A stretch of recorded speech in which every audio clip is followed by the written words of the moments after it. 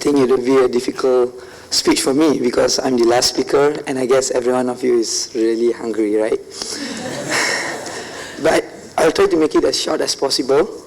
I'll start with Assalamualaikum warahmatullahi wabarakatuh dan Selamat Sejahtera, which is equivalent to a very good morning to all the audience today, and especially my family in IYLA. First and foremost, it's an honor to be here, especially this prestigious stage, the seat, the hall, to represent my nation in Malaysia as the president of the National Youth Community of Islamic Foundation, and also as the Deputy Vice President of the Student Council in my University of Malaya.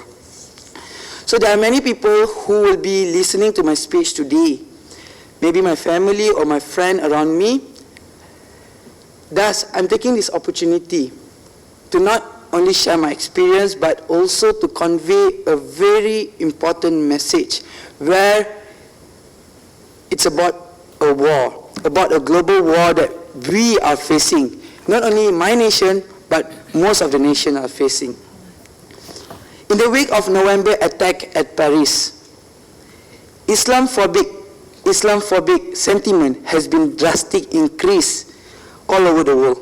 This prejudice against the Islam, the Muslim people, affects thousands of hundreds of people in the worldwide. According to the Huffington Post, there have been 73 Islamophobic attacks and hate crimes since the Paris attack. And that number only accounts the reported one, and only covers the North America.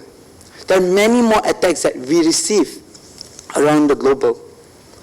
So my question to all of you, to take back this message, to take back this question, why do many of them think that those people represents the Muslim? If there's a terror attack, immediately people say it's a terrorist by the Muslims. People say it's by the Muslim. People say by the Islam. So this is a question that I really want all the leaders. This is the opportunity that I'm trying to convey to all leaders here. Why?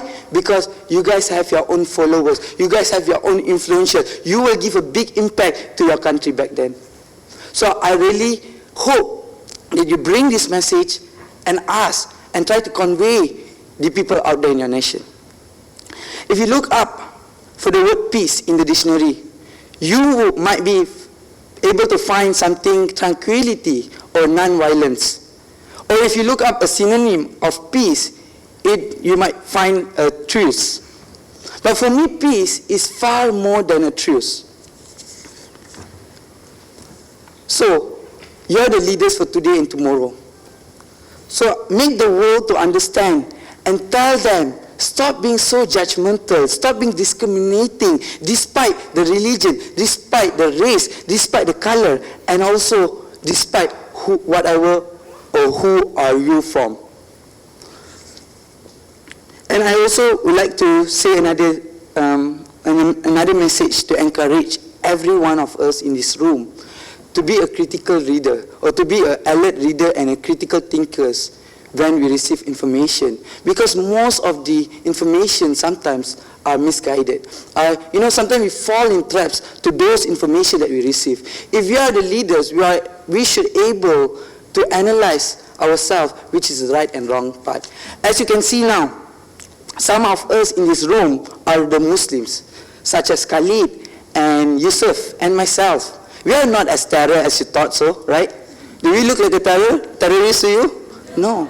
Right? I'm sure Khalid and Yusuf looks like the professor in the Harry Potter, I guess.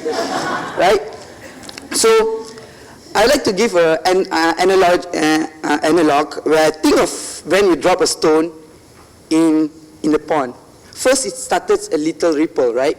After a while, the ripple starts to spread the whole pond. So try to imagine the world peace.